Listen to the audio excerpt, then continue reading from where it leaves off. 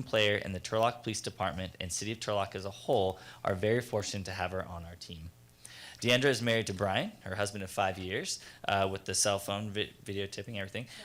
It's Jay. I can't even see. Where is he? Is he not here today? He got called in. Oh, so he's the surrogate. All right. I can't see. It's a little blurry right here. They have 2 daughters.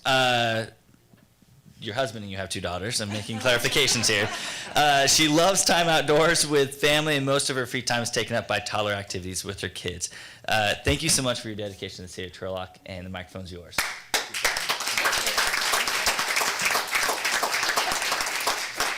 Thank you, everyone. This is my captain, not my husband. I didn't really prepare anything, just thank you for everybody. I worked with a lot of different people throughout the city, which I appreciate. It's kind of helped me grow into who I am and where I am today. So that's all I kind of have. Thank you.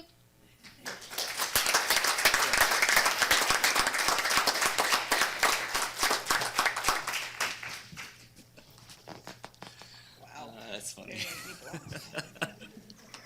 Sorry, Jacob. Special briefings, we have none. Moving on to staff updates, policy goals, and implementation plan. Chief Anfire, here you have an update.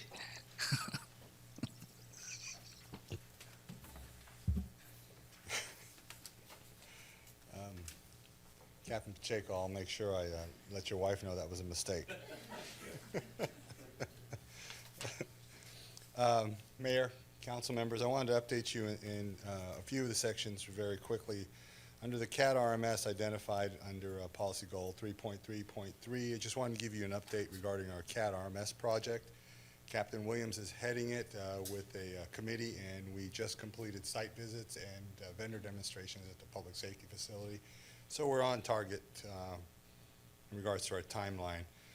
I also wanted to bring you up to date on the body-worn cameras under 3.3.4. It's in the agenda today for an agreement to start testing them. And then I want to bring you up to speed on our radio system. Under 3.3.5, we're looking at several different options. One of them is with Motorola, where we will own our own system. And the secondary option is utilizing the SR911 county system under Tate.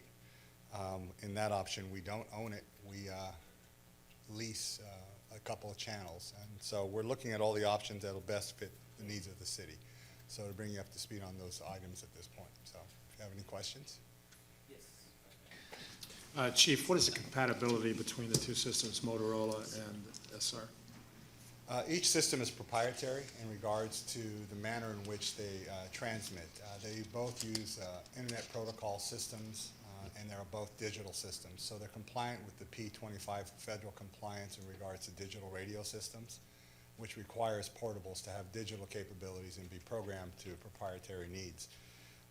However, Motorola works with Motorola, and the Tate system works with the Tate system. They each allow compatibility through what we call patching, which allows the system to talk to each other, but only within specific areas and where the antenna systems are, where your portable or your mobile, which is in the car, can hit the antenna, and that allows the patch to occur through a voice over internet protocol system. Okay, so number 1, the patch is available. Number 2, it's all a function of antenna. Number 3, cost delta, are we looking at? We're looking at costs associated with ownership, lease to own, and then a flat-out purchase. And the second options are with the Tate system, we can't own the system. The county owns the system, but we can enter into an agreement that allows us to pay a rent to utilize the system. Currently, they do use our site as a transmittal base, which allows us to have a couple of channels we're not paying for. That's the cost of using our site. As a matter of fact, when we had a catastrophic failure, that's exactly what we used to maintain city systems until we were able to get our 25-plus year system up and running again. So. Thank you. No. Thank you, Chief. Moving on to capital projects and building activity. Sorry.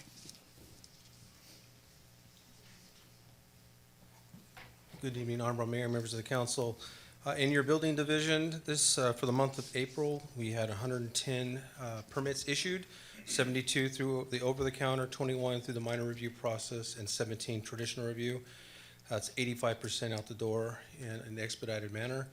and 295 inspections occurred on that month as well. If you happen to answer any questions you may have on the building side. On the capital improvements, the fire station exhaust removal system is complete and operational. The live fire training facility, the foundations have been installed. The steel material is still at the galvanizer, and we're hoping that they'll get it back out here shortly. We're reaching out to them to try to figure out when they're gonna be coming back out. They still said they're gonna be done by mid-June, so we're hoping to have them out soon. Broadway parking lot is open and in use. We are still working with TAD to schedule electrical connections so we can get the charging station instrumentation and up and running. The Palm and Mitchell water line project, the microsurfacing on Palm was completed and the striping as well. And that will be bringing a notice of completion to the council in the near future. The council initiated slurry seals over across from the fairgrounds. That project has been completed and the striping is all done. Pedretti field netting, soils testing has been completed and the revised design is complete. Building permits are in process at this point in time, and we're working to get this, get a schedule out of the contractor for installation so we can move that along. Our annual slurry seal project, we received bids today. We received 8 bids ranging from $161,000 to $266,000. We'll be evaluating the bids to make sure they comply with all applicable rules and regulations, and we'll be bringing a recommendation for award in June. Any questions on those updates? Any questions? And on the transit, I just wanted to, at my last update, I talked a little bit about the community concerns regarding access to the library, Turlock Sales Yard, TID, post office, banks, et cetera. I wanted to assure you that staff is looking at that, and we're actually working on a plan to address these needs, especially as part of our senior community. And so we'll be bringing a concept back to you in the second meeting in June for your consideration. All right. Any questions? Yes, comments, Vice Mayor. Not in the form of a question, Mike, but a statement, followed on perhaps by a request. Do we have anything pending for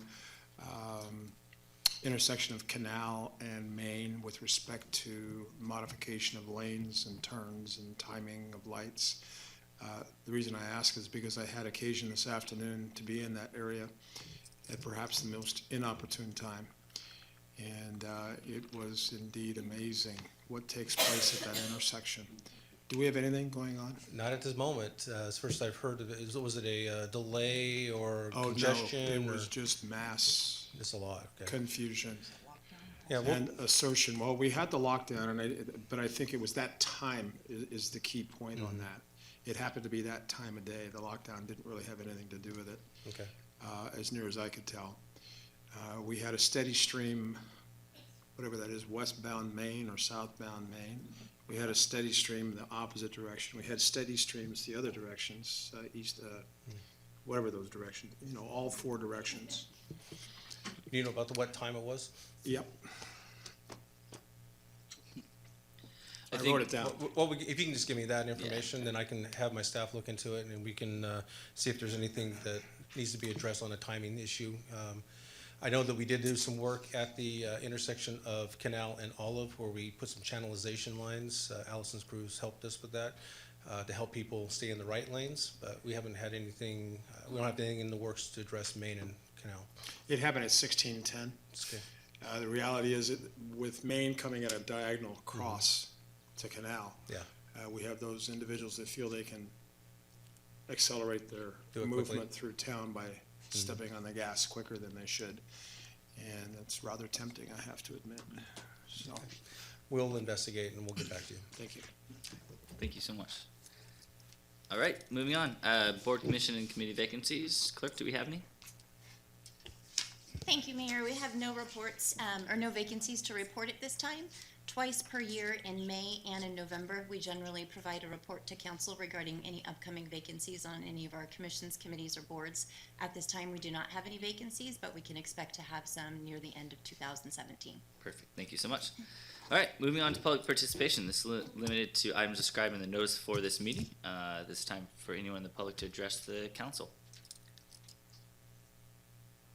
All right, seeing none, I'll close public participation. Moving on to declaration of conflicts of interest and disqualifications, looking left and right, seeing none. Disclosure of top 10 maximum contributors, you can find that in the agenda. Consent calendar, what is the pleasure of the council? Second. All right, we have a motion by Councilmember Jacob, seconded by Councilmember Bublak. Clerk, please call the roll. Adopting the consent calendar, Councilmember Dehart, Yes. Councilmember Bublak, Yes. Councilmember Jacob, Yes. Mayor Soisek. Yes, motion carries 4-0. No public hearings tonight. Moving on to scheduled matters. A request to determine the closure of North Soderquist Road between Folkerth Road and West Canal Drive is exempt from the provisions of the California Environmental Quality Act and approve a special event permit application for the 2017 Listener Appreciation Concert. Amber Trainee, how are you? Good evening, Mayor and Council, City Manager. Thank you for having me. On March 15th, the Parks, Recreation, and Public Facilities Department received a special event application for the Cat Country Cumulus Radio to host the 2017 Listener Appreciation Concert. Included in this application is a request for a street closure in conjunction with the event that's being held within the fairgrounds. The proposed street closure has been requested for North Soderquist Road between Folkerth Road and West Canal Drive on Saturday, June 3rd, from 7 a.m. to 7 p.m.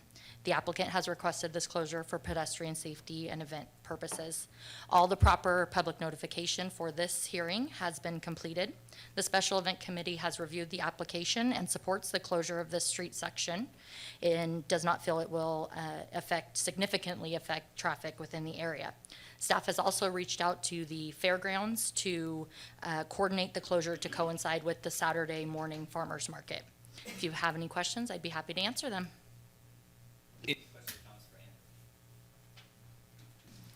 Any questions or comments? Any questions or comments from the audience? All right, I'll bring it back. Where's the pledge of the council? Let's take the resolution Introduce the first separately. resolution. Do I have a second? Second. We have a motion by Councilmember Bublak, seconded by Vice Mayor Dehart. Clerk, please call the roll. Determining the closure of North Soderquist Road between Folkerth Road and West Canal Drive for the 2017 Listener Appreciation Concert, LAC, hosted by Cat Country Cumulus Radio, is exempt from the provisions of the California Environmental Quality Act, CEQA, in accordance with Section 15304, minor alterations to land of the CEQA guidelines. Councilmember Dehart, Yes. Councilmember Bublak, Yes. Councilmember Jacob, Yes. Mayor Soisek. Yes, resolution passes 4-0. Introduce the second resolution. All right, do I have a second? Second. We have a motion by Councilmember Bublak, seconded by Vice Mayor Dehart. Clerk, please call the roll. Approving a special event permit application for the 2017 Listener Appreciation Concert, LAC, hosted by Cat Country Cumulus Radio, authorizing the associated closure of North Soderquist Road between Folkerth Road and West Canal Drive for pedestrian safety on Saturday, June 3rd, 2017, from 7 a.m. to 7 p.m., and authorizing the city manager to apply appropriate conditions and restrictions on the street closure.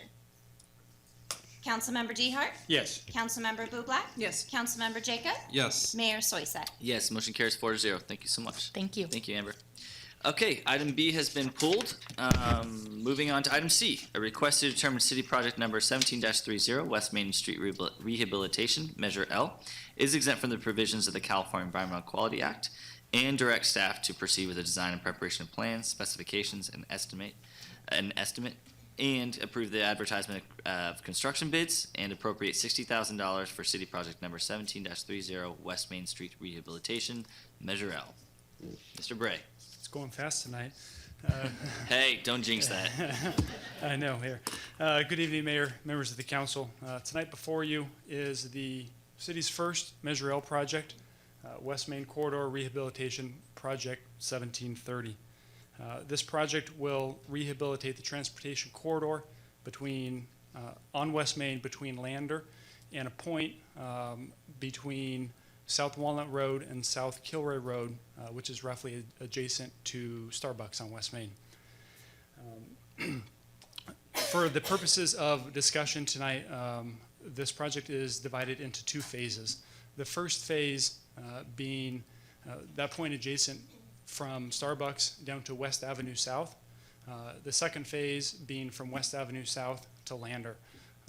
The reason for the phasing is to talk in specifics of the different types of treatments that will be occurring in the two different phases.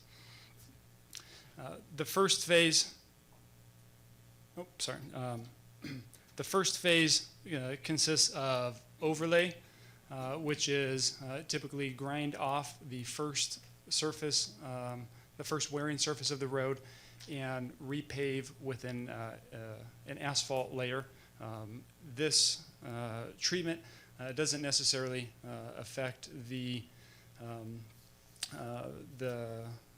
grade of the road that much, as opposed to a reconstruction that we'll be doing in phase 2. The first phase will replace the medians on West Main. In the interest of safety, all of the medians except for 2 are all of the median openings except for 2 are planning on being closed.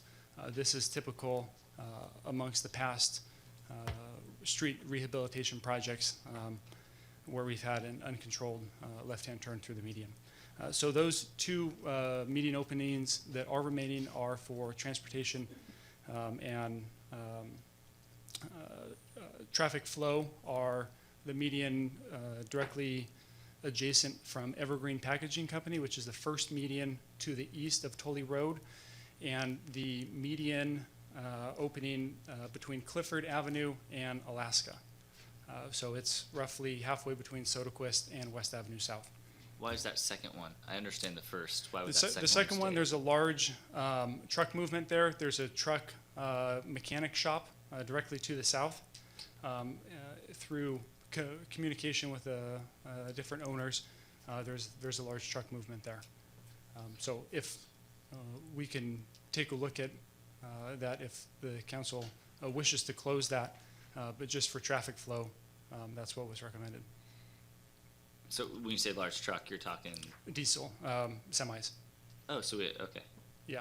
So West Main is a truck corridor up into West Avenue South. Along with the improvements along phase 1 are the rehabilitation and reconstruction of curb ramps. Majority of the curb ramps are not in compliance. Curb gutter and sidewalk will be removed and replaced as needed if they're out of compliance or they're needed to be realigned. A majority of the curb gutter and sidewalk along phase 1 is in the correct location, and for the most part, they're in decent shape. Also in this interest of safety, fence will be installed in the median in the intersection of Soderquist and West Main, approximately 400 feet to the west. For the most part, it encompasses the school's perimeter along West Main. Very similar to the fence that was installed on Walnut Road, just south of Christopherson. The fence is a wrought iron fence, and we've reached out to Turlock School District, and we've met with coordination to discuss different impacts that this fence and this project has with their facilities there. They were definitely on board for the concept.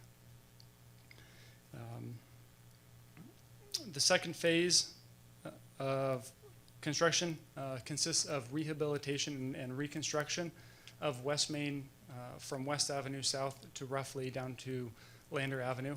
It's a complete redo. You remove the entire road surfacing, the base, the curb gutter, sidewalk. Those all get removed and reinstalled. Along with the reinstallation of the road surfacing and the road base, the cross gutter connections and the dips along West Main and the side streets, those will be addressed as well. Primarily Orange and Locust and Laurel. Traffic control for the second phase, due to the type of construction and the width of the roadway, the traffic control is expected to result in a full closure for a duration of time. So detours will be in place. I didn't speak on the traffic control earlier for the first phase, which is the overlay area. We're not anticipating any full closures for the overlay area. Typical lane closures and delays associated with road construction. That's going to impact Osborne, so Osborne should stay This will impact Osborne. Like I mentioned earlier, actually today we met with TUSD to go over coordination with.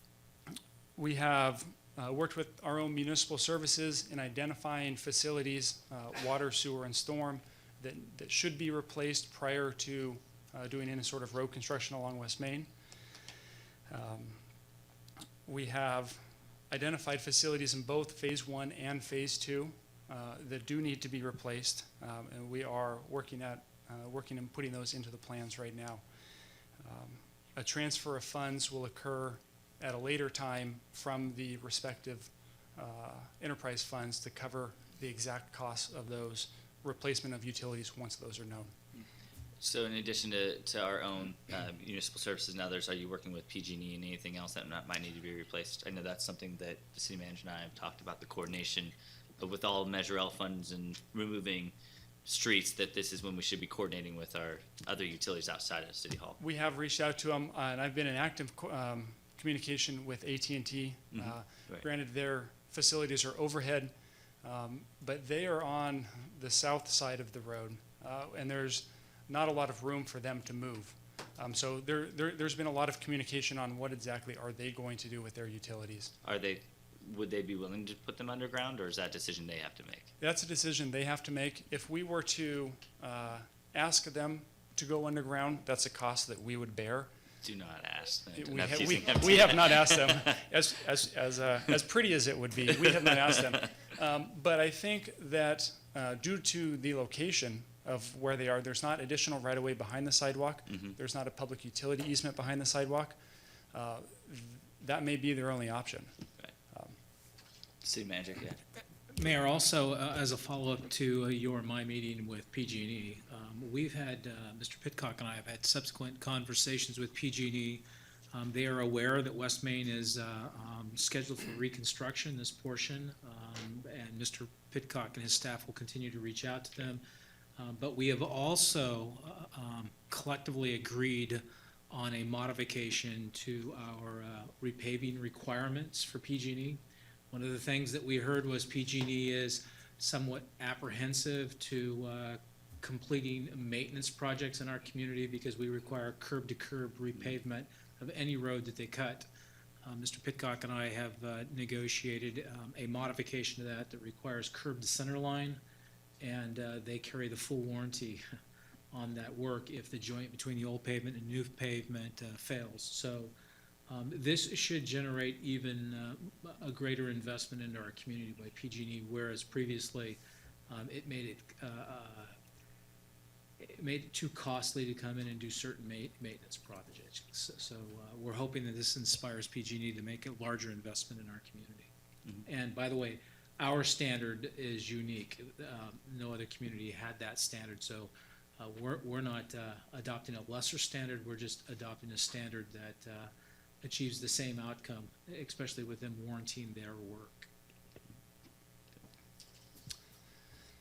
Excellent. So moving on to community meetings that we've held for this project.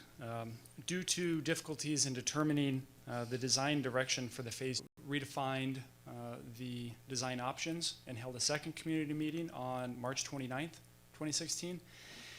And fortunately or unfortunately, the members present at the second community meeting had a polar opposite opinion on what should occur. So the consensus of the second meeting was to save the parking at all costs, even if it meant cutting down the trees. With anticipation of Measure L on the ballot for November 2016, staff waited until the successful passage of Measure L to hold a third and final community meeting. That community meeting was held on February 1st, 2017. Of the design options presented, the consensus from this community meeting was option number 2, and I'll go in detail what those options consisted of. So this is at the third and final community meeting. Design option number 1 saved the trees on both the north and south side of West Main. However, eliminated parking on one side of the street. The area that was occupied by the parking space was to be distributed amongst the landscape strip along both the north and south side. And that would bring the curb and gutter in towards the road, away from the trees, creating a little bit more room from the trees to the curb and gutter. 3 of 24 people voted for this option at the third and final community meeting. Option number 2 eliminated the trees on the south side of West Main, saved a majority of the trees on the north side, however, saved parking on both north and south sides. The south side landscaping strip would be eliminated, and the entire road would be shifted to the south, installing curb and gutter directly adjacent to the sidewalk. The additional space that was encumbered by the south landscaping strip would then be added to the landscaping strip on the north side, thus widening the landscaping strip and giving more room between the trees and the north side of the curb and gutter. 20 of 24 people voted for this option at the third community meeting. Design option number 3 eliminated parking on both sides of West Main. However, saved the trees on both sides and installed Class 2 bicycle facilities along that section. This option allowed both north and south side curbs to be brought in a little bit to allow more room between the trees and the curb and gutter. However, this option received no votes. So there was, if you did your math there was 1 extra vote that wasn't accounted for. They voted for no change at all. Due to the timeframes established for this project, staff has progressed with design in accordance with the recommended option number 2. However, if council desires to proceed with a different design option, staff has the ability to modify the design without affecting the established August 1st groundbreaking deadline.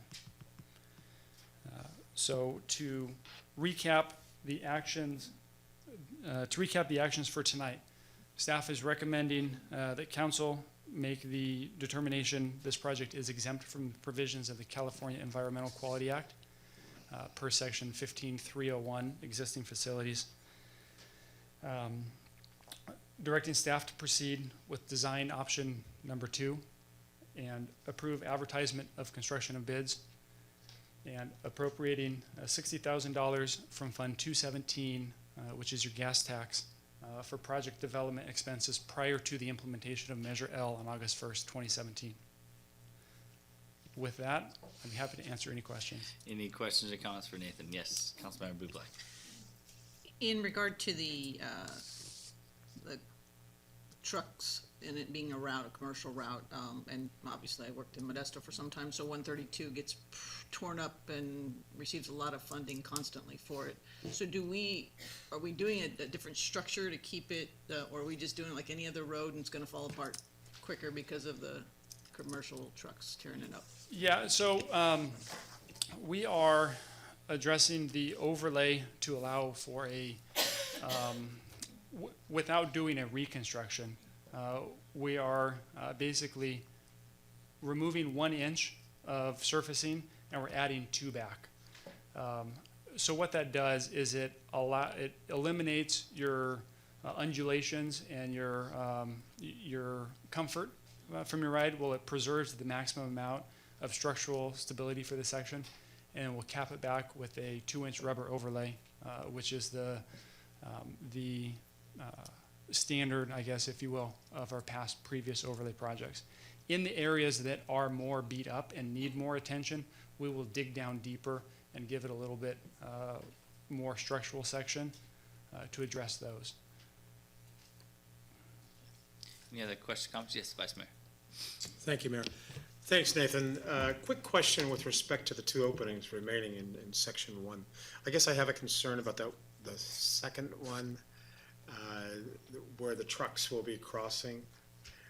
Can you help me out understanding the routing those vehicles will take? And is there any kind of control at that intersection, or is it just free passage? As it stands right now, there's no control, and actually the 2 openings operate very similarly. The opening by Evergreen is utilized to kind of pull into the median, into the number 1 lane of the opposite traffic, and back their trucks down into their loading docks. I don't think that happens that frequently, But that is the primarily main reason for that opening. Similarly, the opening between Clifford and Alaska is used for not necessarily backing their trucks into their facility. Their facility is located almost adjacent to that opening, and their driveways are on opposite sides. But they do use that area to pull into. They use that area to make left-hand turns. So from their facility, heading back out to the freeway, they would either make a left-hand turn through the median, heading back west towards the freeway, or they would go down to the east to West Avenue South, make that right-hand turn. That curb return radius is very small. It's not really well suited for trucks. So the primary movement and the reason for leaving that opening is to allow trucks to make that turn. Again, it doesn't happen that frequently, but short of doing major modifications along that truck route, that was the direction. Isn't that intersection right there also going to be signalized at some point? It is, yeah. So we've received a CMAQ grant for that intersection, and I want to say it is a year and a half out. And so with this project, we will install the conduits and the necessary infrastructure that we can ahead of time, so we're not cutting back into the road. But that signal will be signalized, So West Avenue and West Main. To dovetail on the vice mayor, that's why I brought it up. Okay. His concerns is this, with the trucks doing their turning at this specific intersection, is that gonna be a problem with it now it becoming signalized, backing up traffic there at some point? I mean, obviously. Yeah, it's something we can take a look at, and we can reevaluate without looking at the distances off the top of my head. I'm not sure. Mike, I don't know if you want to speak to that issue. I mean, that's right. Yeah. Right now, the trucks enter the facility. It's a truck tire changing facility. They come in off of one of the side streets through their driveway into the site, and then they come out on another side street and they make a left through the median. That's how they get back to the highway. So it's the quickest route from the highway to the site and from the site back. And the idea is to keep the trucks in a truck route. If we were to close that median, we would force them to go to West Avenue South, and they would have to make a right. There's no U-turn availability for a truck at that location. So they would then have to go through the residential neighborhood and on a street that is not designed to carry the load of a truck, and then work its way to South Avenue and then come back around to totally that way. So the thought was to go ahead and leave them, let the median stay, let's allow them to utilize that. If it ever changes from a truck facility to something else in the future, we would close the median at that time. But at this point in time, we have an existing business that we're trying to maintain. Mm-hmm. Okay. Any additional questions or comments? Any questions or comments from the audience? Okay, I'll close public participation, bring it back to the council. Just as another additional comment before we go here, I do think that we should explore that a little bit more. That right there, and even just, your statement about saying if there was another business, we wouldn't want that median there, open.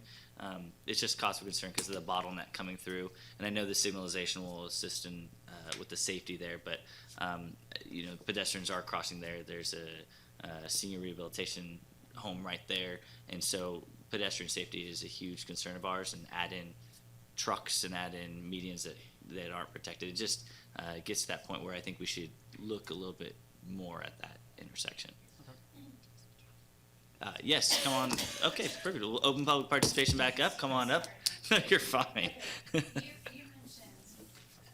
So I tried to get here for the other discussion about the trees. Oh, great. Yeah. I hope you're all aware that Osborne is going to be remodeled.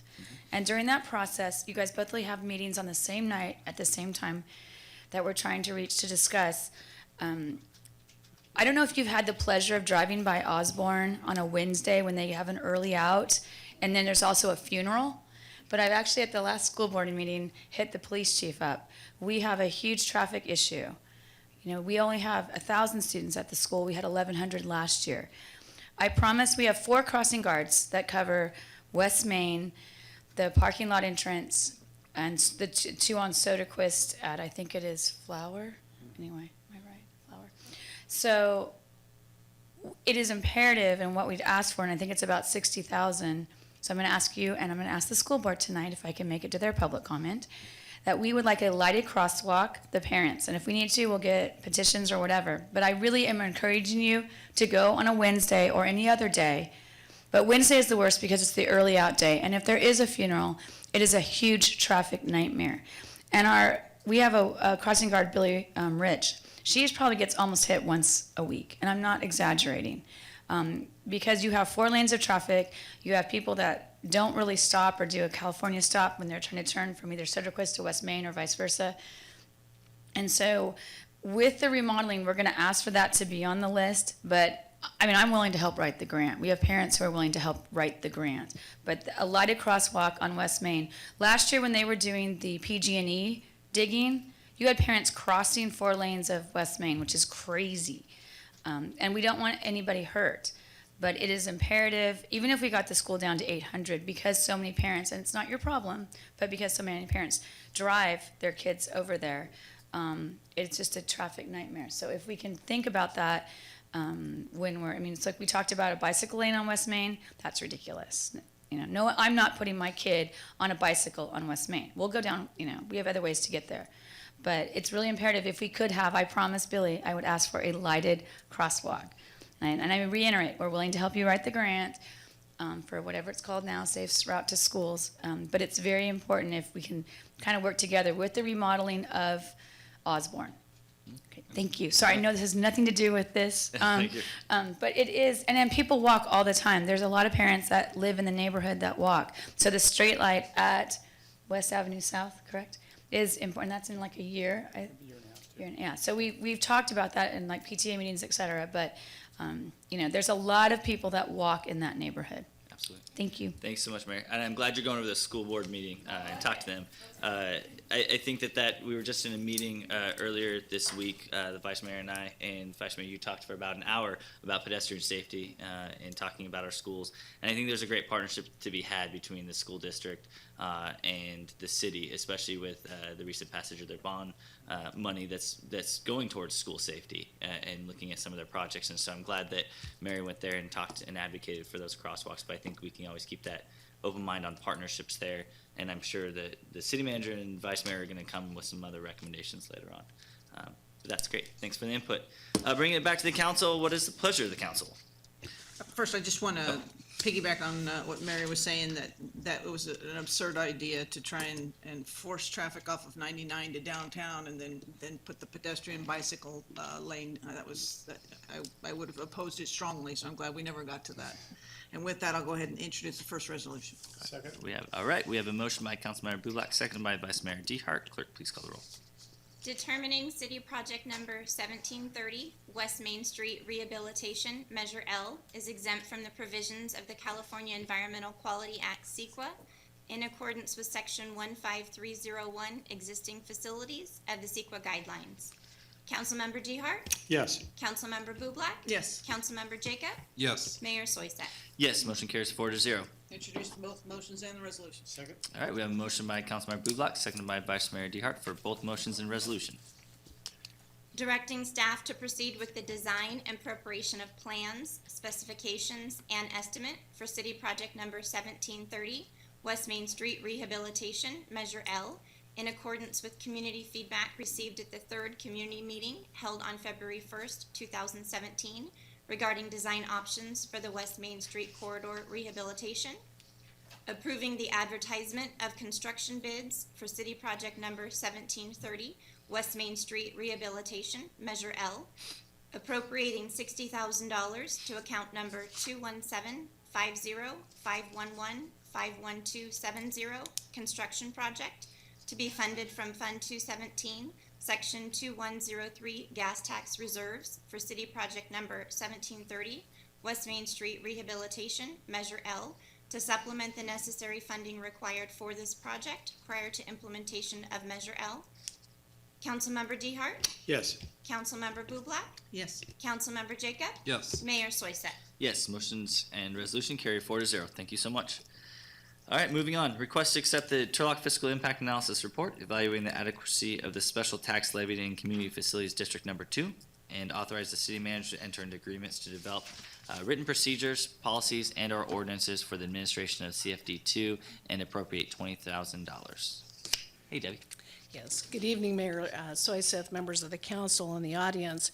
The item before you tonight originated from a policy adopted in the general plan to investigate the adequacy of funding for expansion of essential public safety services and park maintenance resources. The policy was subsequently incorporated into the mayor and council policy goals and implementation plan as the creation of a new community facilities district, or CFD. And I'm going to probably go back and forth with that, so I just wanted you guys to know what the acronym was. The first step in that process is to evaluate the adequacy of the current community facilities district, CFD number 2, to ensure whether or not it's adequate or a new facilities district is required. Simply put, Community Facilities District Number 2 is an additional financing mechanism the city adopted to ensure that new residential development fully pays for the additional demand placed on essential public services like police, fire, and park maintenance. These funds supplement the general fund and are used to pay for the personnel and direct costs associated with supporting those personnel. The buildings, equipment, vehicles, and other capital costs necessary to support the expansion of these services cannot be paid for by this financing mechanism, but are paid for by fees that are collected through the citywide capital facilities fee program, which was updated on October 2013 and is continually updated every 5 years. For tonight's presentation, we're going to break it into kind of 3 parts. The first is to go over the history and the background of the current Community Facilities District. We have Jamie Gomes with Economic and Planning Systems who will go through the fiscal impact analysis for the current Community Facilities District, and then we're going to end with a request by staff for a contract and budget amendment so that we can look a little bit more closely at the implementation policies for the current CFD. For the public, a topic like this can be very difficult to understand. It's a pretty arcane kind of financing mechanism, and frankly, it's one that even we as staff don't get into very much, which is why we bring consultants on board to help us with this. While we hope the staff report is very clear and the issues that we are trying to bring forward tonight, we know that many people really don't know what a community facilities district is, how it's assessed, and what it pays for. So we've designed tonight's presentation to go into some depth, but we recognize that your time is valuable, so if you would like us to move faster through the presentation, please feel free to ask us to do so. But we are going to gear it more toward the audience. We know that you guys are a little bit more savvy when it comes to these kinds of things, but we want the public to understand how we are trying to address our essential needs in this community, and we know that the priority that police and fire services have within the community.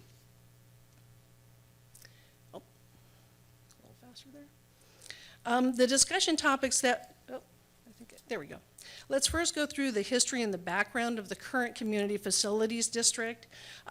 This refers to a special kind of financing district that was enabled under the 1982 Melrose Community Facilities District Act, which is basically a way that was developed for local governments to kind of bridge the financing gap between the amount of demand on public services that new development was creating, that was created by the lack of growth in the general fund once the Proposition 13 was passed.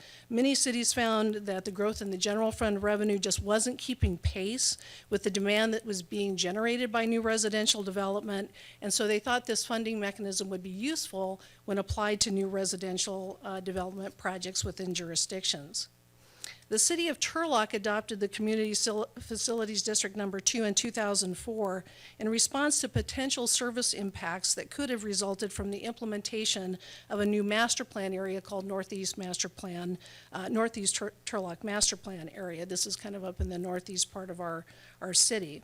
The then sitting city council enacted the CFD number 2 as a way to mitigate those impacts by bridging that gap between the taxes that were paid by the residential development and the cost of the essential public services to serve that residential development.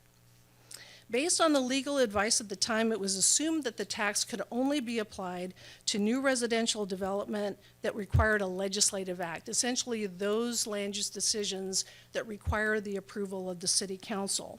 So these would be things like our new master plans, general plan amendments, those kinds of actions that have to come to the city council for their approval.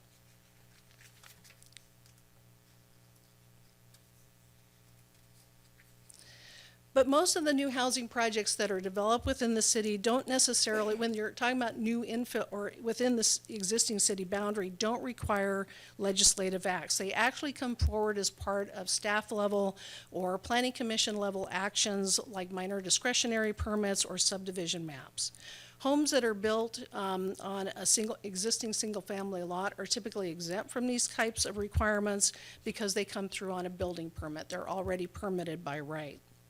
Some recent examples of projects that were annexed into the CFD number 2 are the Vista Student Housing Project with its 180 units, the Monte Verda project by Florsheim, which has 107 units, Potter's Landing, which has 9 units.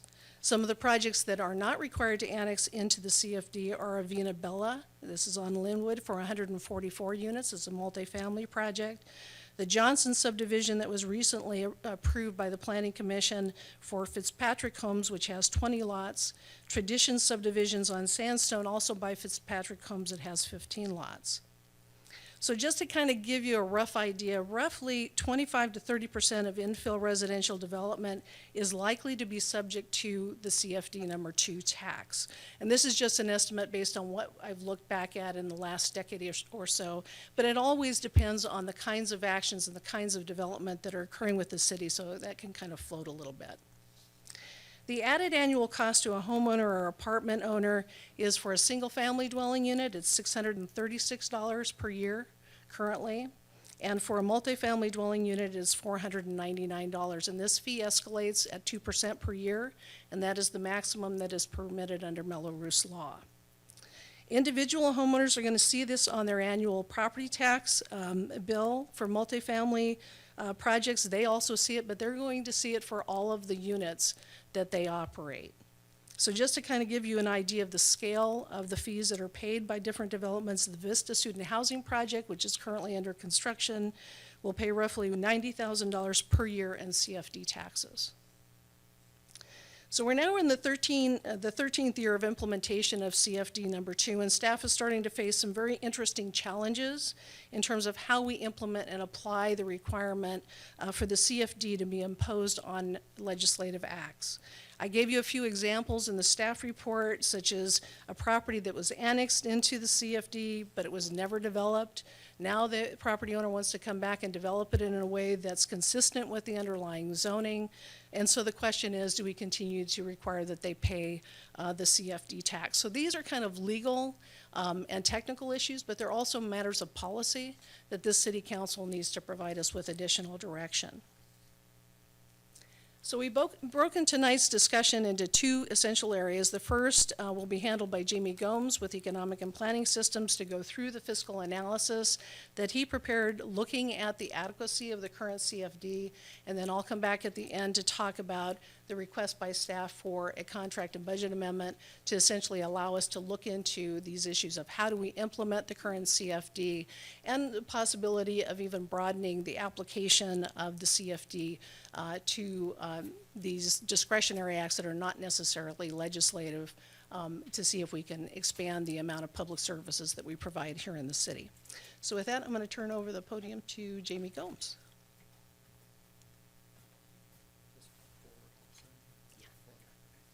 Thank you, Debbie.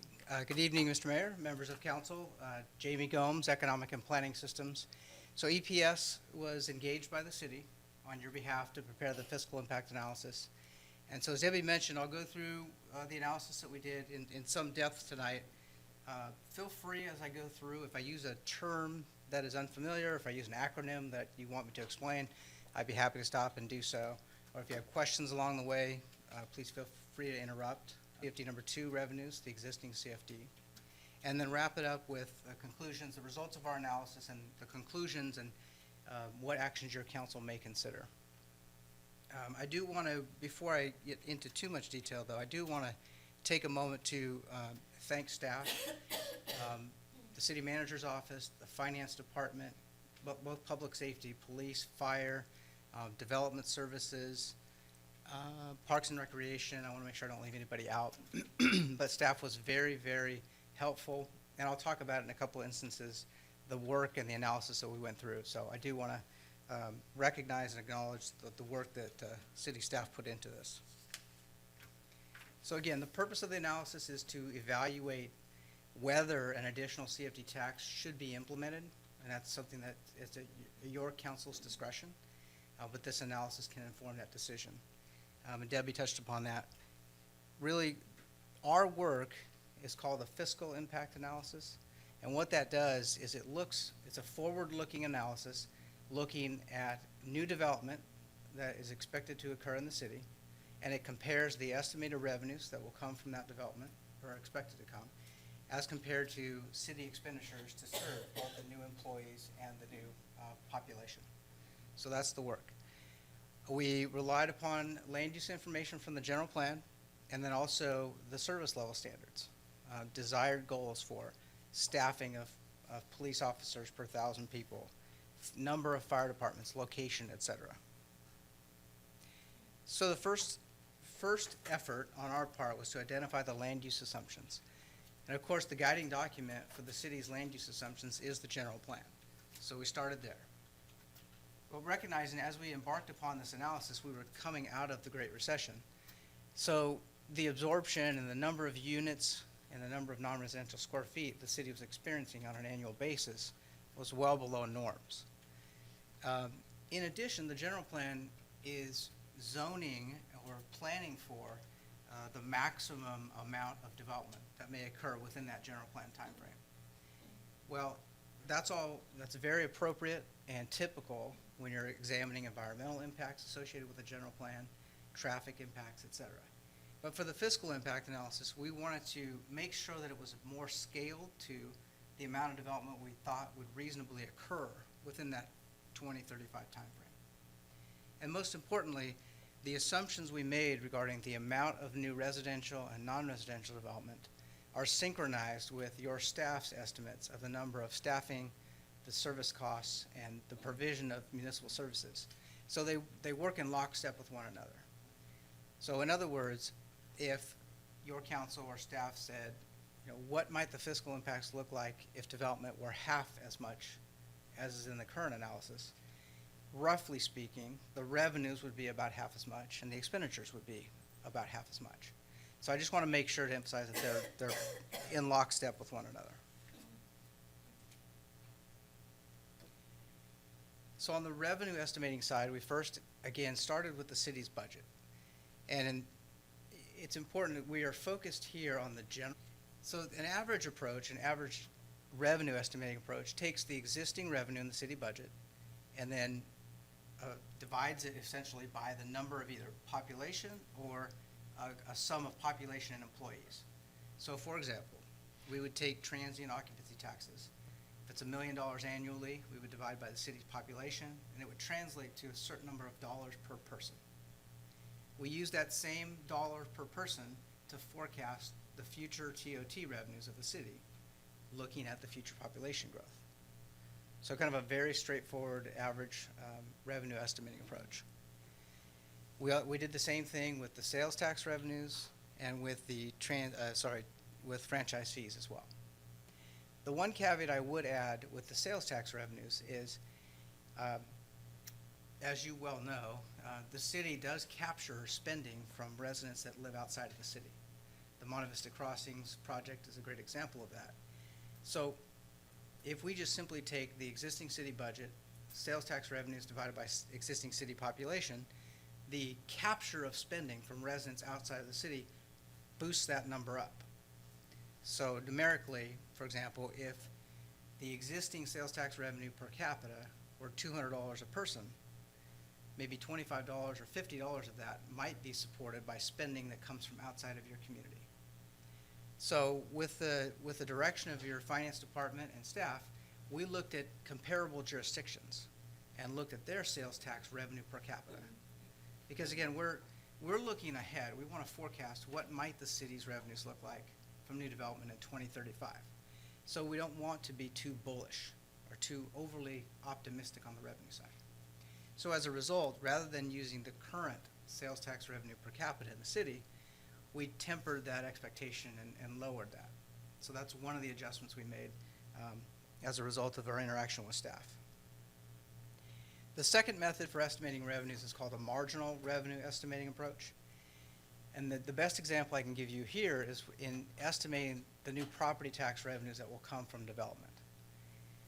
As new development occurs, the assessed value of those properties are expected to be significantly higher than existing development, where if the property has not turned over, that existing assessed value base is frozen. So it's not a good approach to take an average revenue approach to look at property tax revenues going forward. So that's the best example we did, I can give you with marginal revenues. With respect to CFD number 2, as Debbie mentioned when she walked through the introduction to this topic, we know that CFD2 is applicable to the master plan areas. And in some infill cases, CFD2 has been applied, but in others, if there's no discretionary act necessary, then CFD2 might not apply. So again, to be conservative in our estimate of revenue moving forward, we assumed that about 50% of the new residential development would be subject to CFD number 2, so as to, again, not to overestimate revenues. And certainly the general plan does envision more infill development than the city might have historically seen. So that kind of factored into how much of the new development we might anticipate would and would not pay CFD number 2. So this chart is a static look on a cumulative basis of the annual revenue, the distribution of annual revenues in 2035. So again, new revenue by major category from new development in 2035.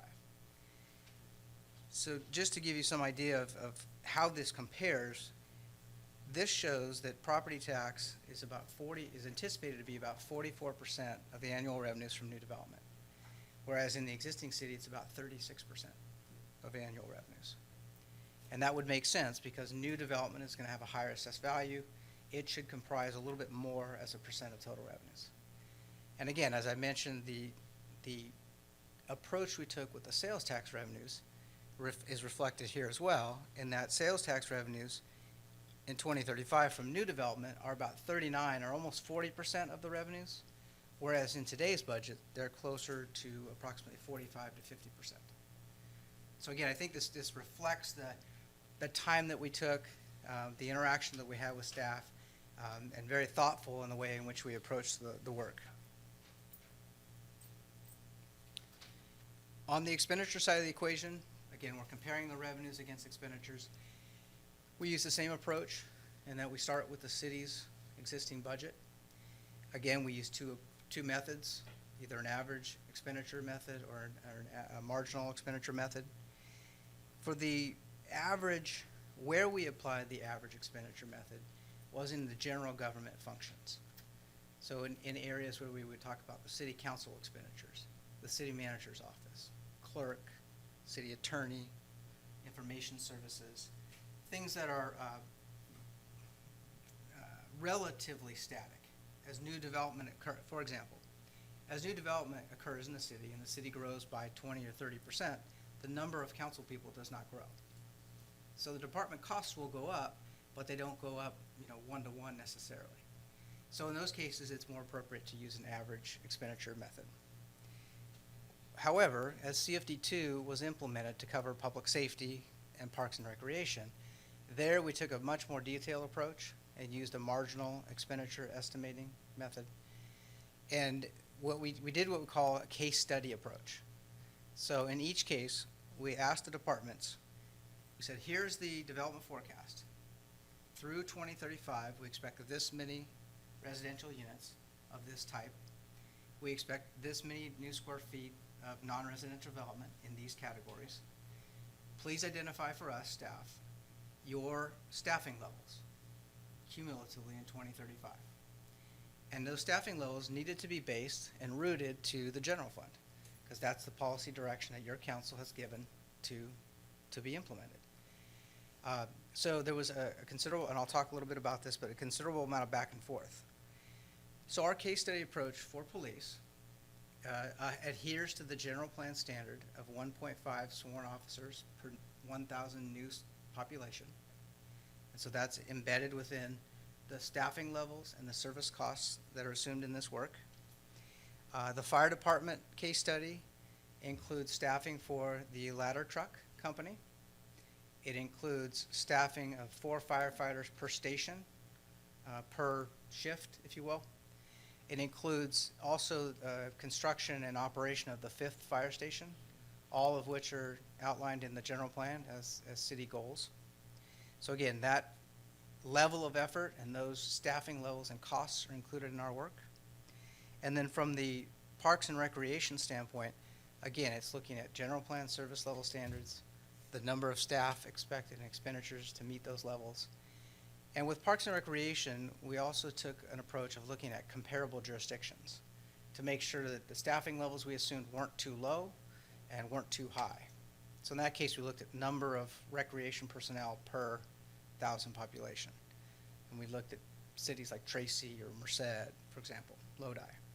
So we wanted to make sure, again, that we're using realistic assumptions, not underestimating future expenditures that the city would be incurring. So similar to the revenues, this is a breakdown of the expenditure side, again, on a cumulative basis through 2035. And not surprising that the public safety, which is a direct reflection of the council's priority and I imagine your community's priorities, that the public safety represents between 80 and 85% of the annual expenditures. And that's consistent with today's budget and then also carried forward with the general plan service level standards. So I think we're congruent there. So I do want to emphasize, and Debbie can attest to this, we spent a fair amount of time and a fair amount of rigor in the analysis going back and forth with staff. I appreciate staff's patience with us, asking questions, asking for additional work beyond just the normal day-to-day effort. I mean, I recognize that they have daily tasks and things to run the city, and we're coming in and asking them to tell us about staffing levels in the future and, rerun those numbers for us. So I really appreciate staff's patience. But I also want to recognize that, staff with Marie and Debbie and all staff were very good in pressing us. Why is this assumption being used? Why is this, analysis conducted this way? So it was a very good, I thought it was a very two-way street, two-way flow of communication. And in the end, I think it helped make the product better. But it did go through multiple rounds of analysis. And there were basically 3 major iterations of work. Mayor, Council, I just want to piggyback on that. We have spent a good part of nearly a year, and this consulting firm has been very patient. Every one of these analyses has had the opportunity of 4 sets of eyes on it, and then still the question, explain why we're where we are. And then, of course, then it made it to the city manager's office, and they had to explain it a second time, because everybody has a different perspective. But simple things like, public safety, when you look at the fire department, as a community grows, the system has to grow. It's not just adding a station, but it's building a system. And this consulting firm has done an exceptional job of understanding that and not being overly defensive of their work, and continue to go back to the drawing board time and time again. So I just wanted to add that we have worked these folks hard, and we've gotten every penny that we're paying them in their services. Oh, thank you. Like we had done for the staffing levels with the Parks and Recreation Department, and like we had done with the sales tax revenue estimating, we also just looked at the revenues and expenditure expressed per capita or per person served and compared those with other jurisdictions as well. So that was part of the analysis. And then we ran various sensitivities. You know, what would it look like if we raised general government expenditures more than their current levels? What if we tapered sales tax revenues below our current estimates? And it was really kind of truth testing the model that if, you know, where might it break? Where might the analysis results change as a result of those various sensitivities? So we ran those independently, and again, the three that are highlighted there: general government costs, sales tax revenues, and then the staffing levels of the various departments. Here is a quantitative summary. It's a very high-level summary. And this was reflected in the charts, but this is shown numerically.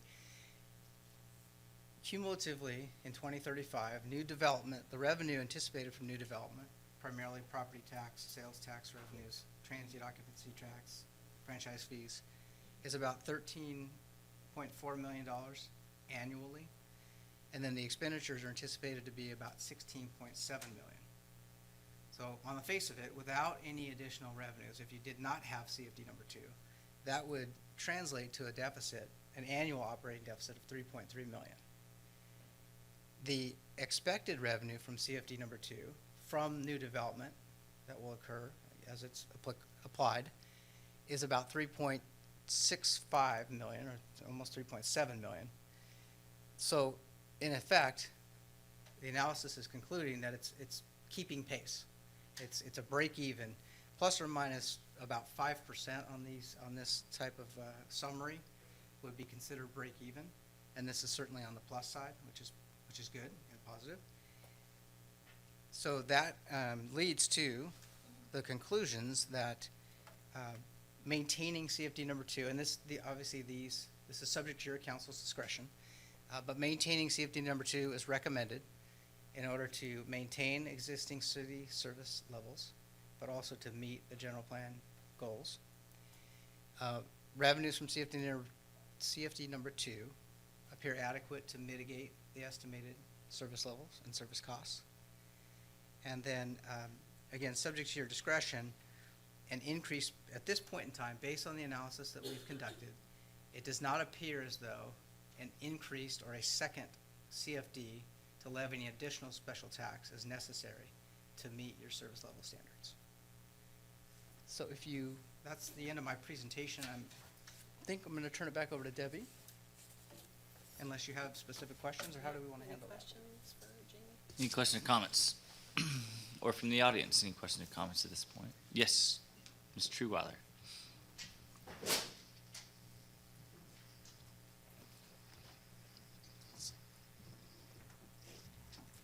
I just wanted to thank him for the report. I mean, that is very, very in-depth, and I think it gives us the opportunity to continue to grow without imposing higher fees on the existing population, meaning seniors and other low-income people. So it sounds like we're on the right path. Thank you. Thank you. Debbie, did you have other comments? Or, yeah, Councilman Jacob.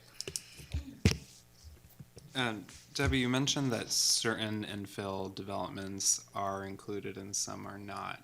How are we determining that at this point? What is not included?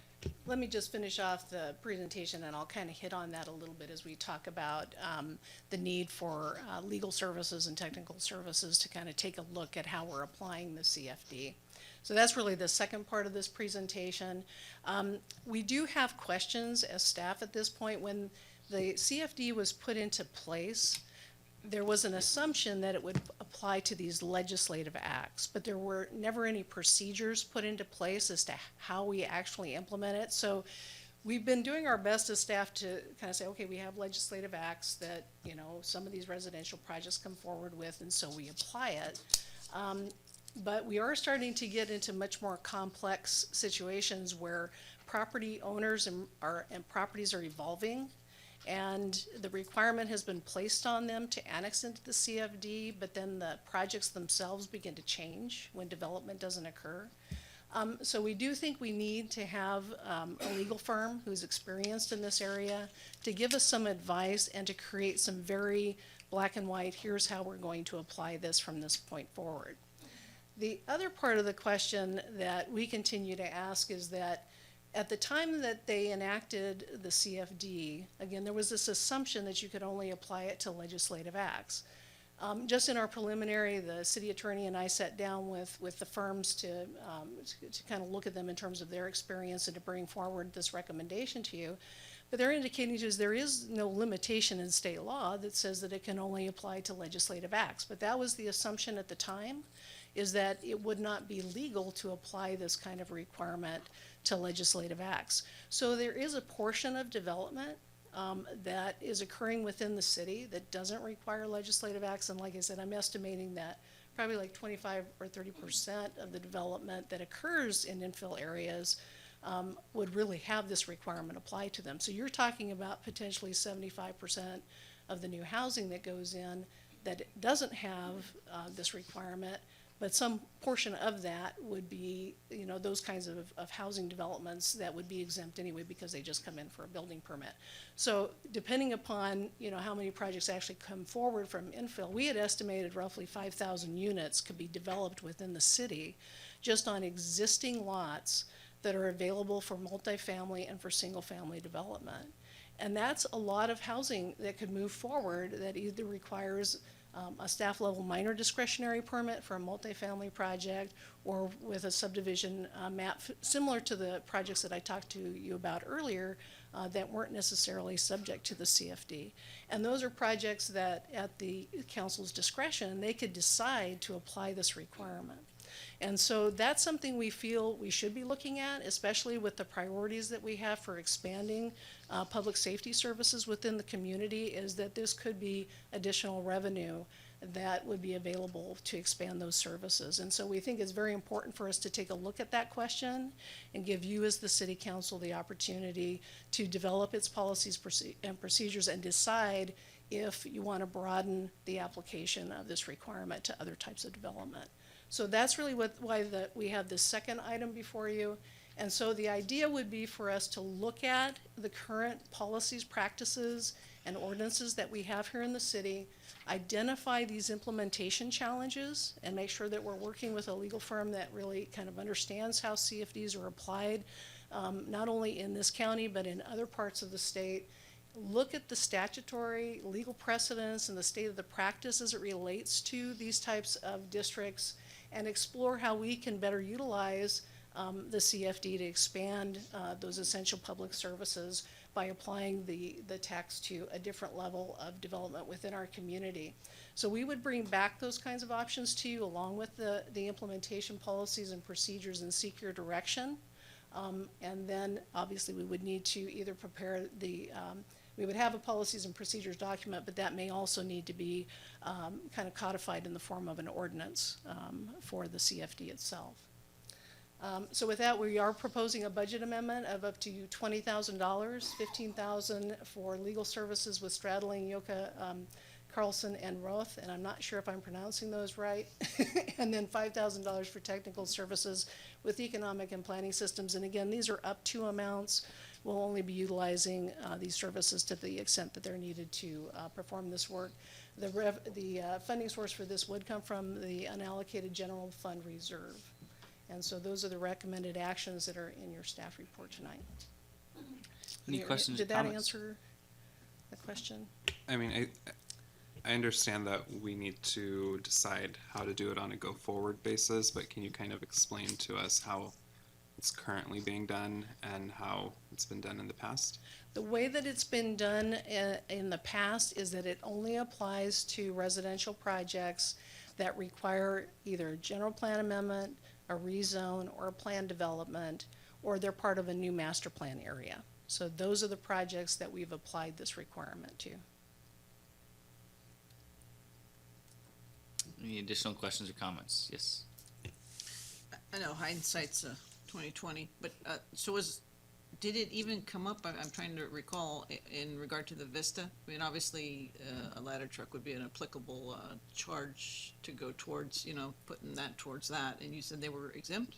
No, the Vista did have it applied to them, Right. and they are going to be paying $90,000 a year. Okay. Did For I miss that one? project. Because you meant. Yeah, Vina like Bella, but there was a Vianabella couple was more. not Okay. subject to it because it didn't require a Sure. legislative act. Okay. You know, but it came through on a staff level minor discretionary permit. Gotcha. Any additional questions or comments? Question and comments from the audience? All right, bringing it back. What is the pleasure of the council on this one? Introduce both motions and one resolution. All right, do I have a second? All right, we have a motion by Councilmember Bublak, seconded by Councilmember Jacob for both motions and the resolution. Accepting the Turlock Fiscal Impact Analysis report dated February 16th, 2017, prepared by Economic and Planning Systems, Inc., evaluating the adequacy of the special tax levied in Community Facilities District Number 2 to recover the cost of public service impacts to public safety and park maintenance operations from new residential development.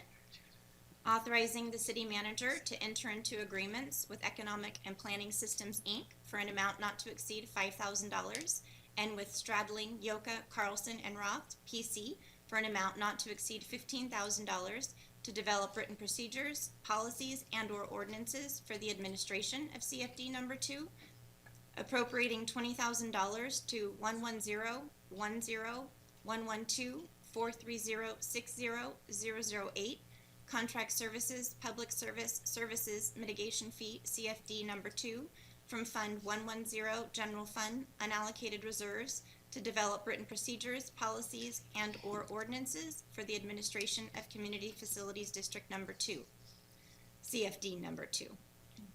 Councilmember DeHart? Yes. Councilmember Bublak? Yes. Councilmember Jacob? Yes. Mayor Soiseth? Yes, motions and resolution passed 4-0. City manager. Mayor, I just wanted to thank the council and the community for their patience tonight. I asked the consultant as well as planning to go into great detail, given the nature of this subject. So Absolutely. I know council knows this quite well, but our community does not. Perfect. Thank you so much. All right, moving on to item E, request to approve and adopt the City of Turlock's debt management policy in accordance with the requirements of Senate Bill 1029. Ms. Marie Lorenzi. Good evening, Mayor and Council. This item before you is somewhat of a housekeeping item. It's brought to you for two reasons. One is the passage of SB 1029 last fall, which requires that any debt issuance after January 1st of 2017, the issuer has to certify that they have a local debt policy adopted. In addition, we're in the process of refunding the 2008 water bonds, and we're after January 1st of 17, so now is the time for us to do it. It's a housekeeping item because this policy reflects the practices that your finance staff and the departments who have issued debt in the past have followed when we've issued debt. We're just putting it in writing and to comply with the law. The policy addresses such things as the purpose of issuing debt, the type of debt that the council is interested in issuing, how that debt may relate to a capital project if the proceeds are going to be used for a capital project, how it relates to the city's goals and planning goals and objectives, and also the internal control over the proceeds of the bond issuance to ensure that the proceeds are used for the purpose for which the bond is being issued. Again, I mentioned that this is putting our current practices into writing for you. We've used these for as long as I've been with the city, and they've worked for us, and they're in compliance with what standard practices are, whether from the GFOA or from CDAC. Just to let you know, at your next meeting, I will be coming back with the documents for the refunding for the 2017 refunding. So we need to have this in place before I can do that. The debt policy that's in place, that's you're considering, will be implemented and monitored by your administrative services staff in conjunction with the departments that would be issuing debt for something other than a refunding, like we have done in the past for sewer and water facility improvements. And with that, I'd be happy to answer any questions. Any questions or comments from Marie? Question, comments from the audience? All right, bring it back. What is the pleasure of the... All right. Second. Couldn't even finish my sentence. All right, motion by 2018-19 general fund budgets. Mr. City Manager Hampton. Thank you, Mayor, members of council. This evening, staff is prepared to take your feedback, as you recall, on May 5th. Myself and your department directors provided council with a presentation on the proposed fiscal year 2017-18, 2018-19 general fund budgets. We outlined a base budget and then presented to City Council augmentations to include the areas of maintaining service levels, risk management issues, equipment funding shortfalls, proposed growth for 17-18 and proposed growth for 18-19.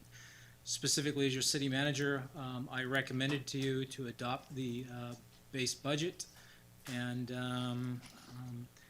hold off on any augmentations as presented and outlined to you pending the outcome of the upcoming labor negotiations with 5 of your 6 labor groups that is scheduled to start within the next week or two and should conclude hopefully within the next 60 to 90, maybe longer, but 60 to 90 days before taking any action on these. However, as I've pointed out, certainly the budget can withstand a certain amount of deficit spending. The 2017-18 proposed base budget comes in at just $177,000 over the forecasted revenues, and the 18-19 base budget comes in at just over $86,000 of forecasted revenues. What we know historically is the city returns anywhere from $300,000 to $500,000 annually when we add up all the nickels, dimes, and pennies and the myriad of accounts that we have through our budgeting and accounting processes. However, I have stated to you that myself and the finance department are comfortable in advising you that up to $250,000 of deficit spending at the end of the year would be a balanced budget. So with that, staff is prepared to have further discussion with you regarding any of the issues on the augmentation request funding and or the base budget as well. So that completes my presentation. Thank you so much. I'll kick off the discussion really quickly. One of the reasons why early on we asked for staff to bring us their budget requests is that we wanted to hear them as a council. We want to hear what your needs are and also what your wants are for your department to help fulfill your vision as department heads. It doesn't mean you guys are fiscally irresponsible department heads by any stretch. You guys are bringing forward these opportunities for your department and for us as council members to make the decision with the guidance and advice from the city manager and our fiscal experts. So I thank you for doing that. For me, I'm not comfortable at this time entertaining those budget augmentations. I think that adopting the baseline like the city manager has recommended is the most fiscally prudent thing for our city to do. $117,000 of deficit spending is within that margin of error. Why adopt a deficit spending budget? Well, it's the amount of deficit spending that you adopt that I think should be raising your alarm. And the fact that we're at $117,000 is something that's a testament to you as a city manager for really trying to get us at a baseline and helps us stay within that margin where we will be earning or falling in the black at the end of the day. City manager, do you have comments? I just wanted to clarify, it's 177, Mayor. Oh, excuse me, 177, excuse me. Still below the 250 that we think we're comfortable in, but yes, 177, thank you. So with that, I'll entertain any more discussion. Yes, Vice Mayor. Thanks, Mr. Mayor. Mr. City Manager, I think that it goes without saying that until we get a true up at the end of June, sales tax wise, until we have labor negotiations completed, prudence indicates that we probably should err on the side of being somewhat cautious moving forward, but proceeding nonetheless with a status budget. That being said, I think it's absolutely essential that there's 2 or 3 or 4 things that were on the department head's list. I'd like to cite a few of them because I think that the consideration for additional enforcement officers on the streets, absolutely essential. In order for us to meet our traffic safety focus and our goals there, absolutely essential. One thing that was not heavily talked about as well was the reality of dispatchers. Our dispatchers dispatch not only police, but also fire and coordinate with other agencies locally. I would liken the impact of our dispatchers to those of air traffic controllers, staring at scopes all day long, responsible for the ultimate safety of aircraft inbound, outbound. Our dispatchers, God bless them. And they serve the greater community through both fire and police services. I would consider that to be a priority. Administrative services. We have a new city manager at some point coming on.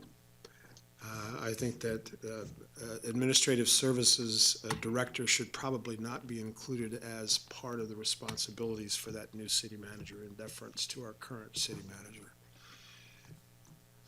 I think as well, when we start talking about supervisors for Parks and Rec, and I'm talking about direct supervision of that many employees, that's something that absolutely warrants our consideration and attention. So there's any one of a number of those that can be critically important. They are critically important. I do believe that they should be considered as part of my initial list, in any case, at that workshop late summer. Hope it's not early fall, because they are critical, and I think we do need to jump in the middle of those. So that's where I'm at this point. But I do believe that the status budget at this point is the method we need to go. Any additional comments from the council before I open public comment? All right, public comment. Anyone from the public like to address the council on this item? All right, I'll close public comment. Bring it back now, Councilmember Bublak.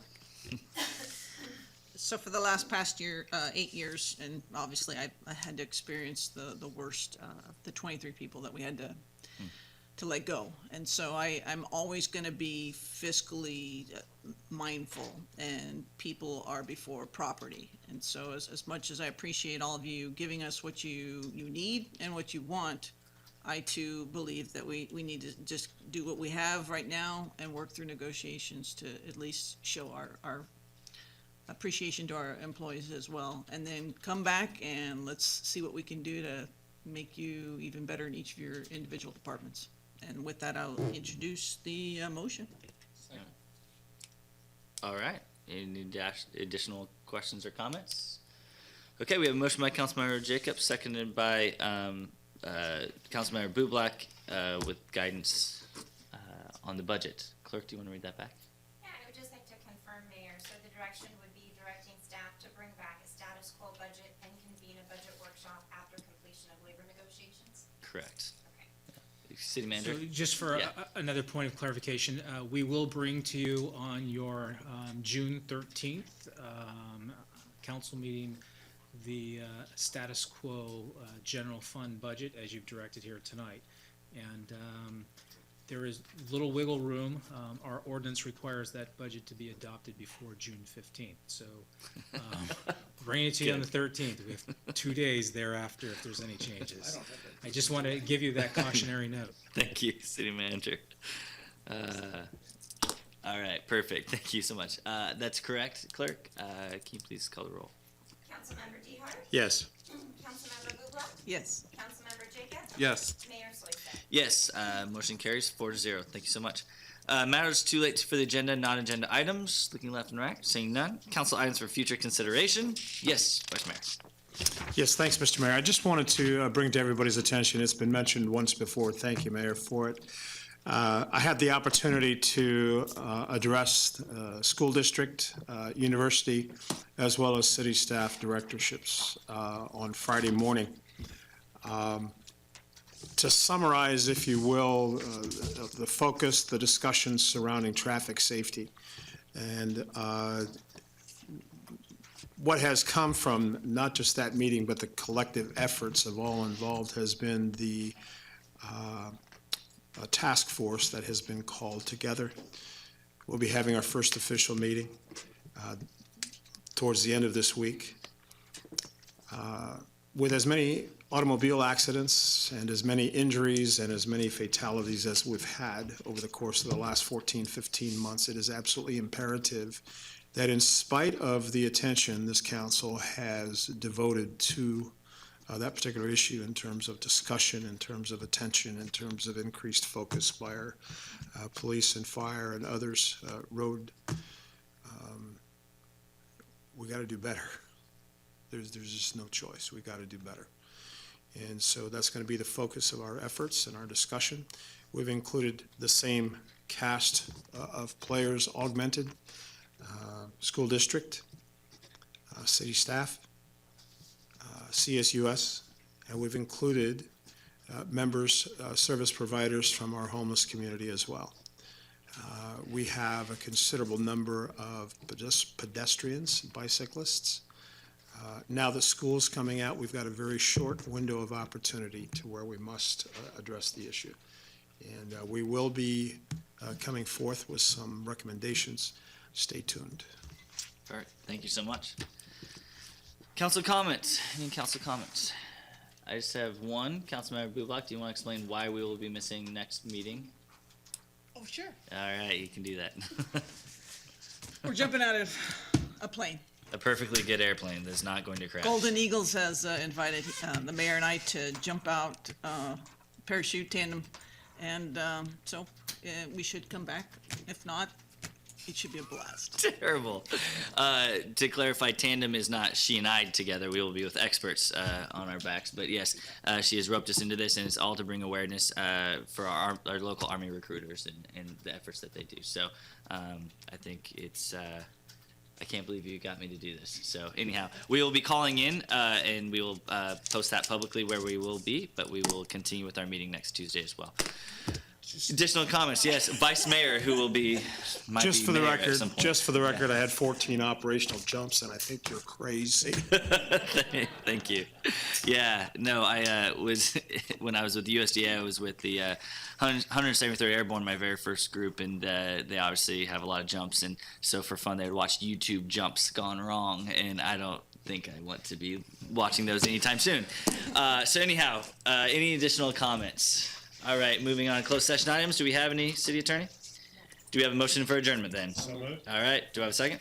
Second. All right, we have a motion by Councilmember Jacobs, seconded by Vice Mayor DeHart. All those in favor say aye. Aye. We're adjourned. Thank you.